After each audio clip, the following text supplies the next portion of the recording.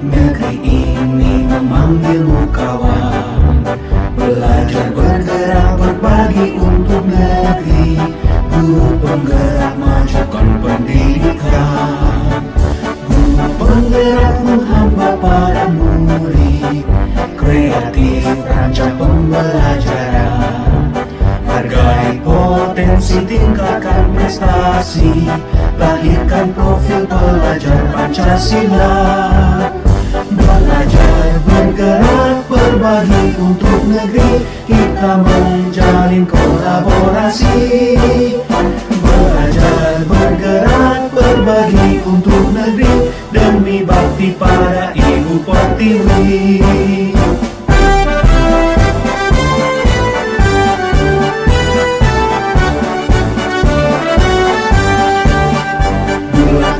Tekad, kuatkan hati, negeri ini memanggilmu kawan. Belajar bergerak berbagi untuk negeri, guru penggerak maju. Assalamualaikum warahmatullahi wabarakatuh. Pada kesempatan kali ini saya ditemani oleh salah seorang ibu kepala sekolah hebat, yaitu Ibu Desi Dera Rosa. Selamat sore, Bu. Selamat sore. Bagaimana kabarnya, Bu? Alhamdulillah. Gimana, Dek Mary? Alhamdulillah. Kebetulan Bu Desi adalah seorang kepala sekolah di SMP Negeri 14 Junjung. SMP Negeri 14 Junjung ya, Bu. Terima kasih untuk waktu dan kesempatannya ya, Bu. Terkait dengan peran Ibu sebagai seorang kepala sekolah nih, Bu, ada beberapa hal yang ingin saya tanyakan tentang pengambilan keputusan berbasis nilai-nilai kebajikan sebagai seorang pemimpin. Oke. Jadi Bu, untuk pertanyaan pertama nih, Bu, kita mulai ya, Bu. Oke, baik. Selama ini bagaimana Ibu dapat mengidentifikasi kasus-kasus yang merupakan dilema etika yang terjadi di sekolah Ibu saat Ibu menjadi kepala sekolah?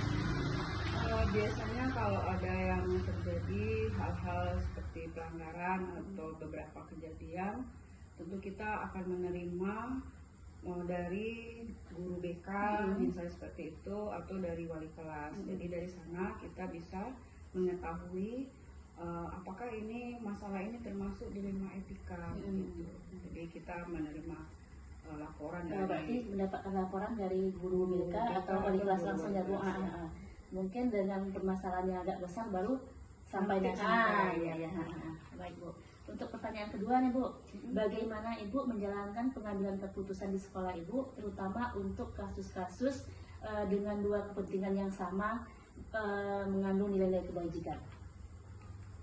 Biasanya kalau ada terjadi hal-hal yang seperti itu, kami tentu akan membicarakan bersama-sama dengan wali kelas terutama gitu ya, bagaimana kita mengambil keputusan yang tidak akan merugikan peserta didik. Intinya berpihak kepada murid ya, Bu. Tetap kita akan membuat keputusan yang tidak merugikan peserta didik, walaupun mungkin peserta didik perlu kita berikan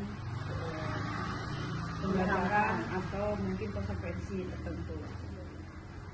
Langkah-langkah prosedur seperti apa nih, Bu, yang biasanya dilakukan? Pertama tentu kita akan melihat dulu sejauh mana nanti efek dari keputusan kita, dan kita juga melihat dulu sebesar apa misalkan kejadian atau pelanggaran yang dilakukan. Maka nanti kita akan melakukan kesepakatan. Jadi sebagai keputusan nanti tetap kita tidak membuat siswa ini rugi. Kita akan bersepakat ini mengambil jalan yang terbaik. Hal-hal apa saja kira-kira selama ini, Bu, yang Ibu anggap efektif dalam pengambilan keputusan dalam kasus-kasus dilema etika? Yang paling efektif adalah membicarakan dengan orang tua. Kita akan melakukan komunikasi yang baik, melakukan komunikasi di antara orang tua, guru sendiri dan peserta didik tersebut untuk pertama kita membuat peserta didik sadar dulu, mengetahui dulu apa yang penting bagi mereka untuk diambil keputusan dari apa yang sudah dilakukan dan dibicarakan dengan orang tua juga. Jadi tidak hanya sekolah yang memutuskan. Berarti bersama ya, Bu. Bersama. Ada kolaborasi antara pihak sekolah dengan orang tua. Betul. Jadi hal-hal apa saja nih, Bu, selama ini yang merupakan tantangan bagi Ibu dalam pengambilan keputusan dalam kasus dilema etika? Nah, tantangan itu biasanya terjadi kadang bisa dari kita juga ya, tapi seringnya adalah komunikasi, menjalin komunikasi Yang baik, dengan orang tua murid. Ah. Jadi kita kan tetap menjaga supaya orang tua tidak merasa tersalahkan. Guru juga di sekolah tidak merasa dipersalahkan. Jadi kita perlu melakukan komunikasi sehingga dapat mengambil keputusan dengan baik yang adil, tidak merugikan pihak-pihak yang terkait di sana. Bersikap adil, Bersikap adil dan terbuka antara sekolah dan orang tua. Oke, baik Bu. Apakah Ibu memiliki sebuah tata kelola atau jadwal tertentu dalam sebuah penyelesaian kasus atau langsung menyelesaikan di tempat?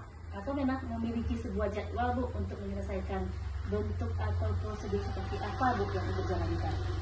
Tidak, kami biasanya akan menyelesaikan setiap ada masalah langsung diselesaikan, karena kan tidak mungkin kita menunda-nunda atau kita mungkin menjadwalkan. Jadi pada saat terjadi masalah atau sesuatu yang terjadi, kita langsung selesaikan. Oke, baik Bu. Adakah seseorang atau faktor-faktor apa selama ini yang mempermudah Ibu atau membantu Ibu dalam mengambil keputusan dalam kasus-kasus dilema etika? Yang membantu itu biasanya guru BK, wali kelas. Jadi kita secara berjenjang akan menyelesaikan masalah-masalah melalui mereka.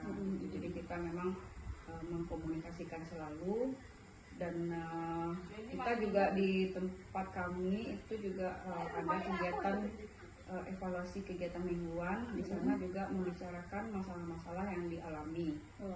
Kalau secara berkala hanya seperti itu, tapi kalau ada masalah kita langsung. Baik Bu, dari semua hal yang telah Ibu jawab tadi, kira-kira pembelajaran apa yang Ibu dapat dan Ibu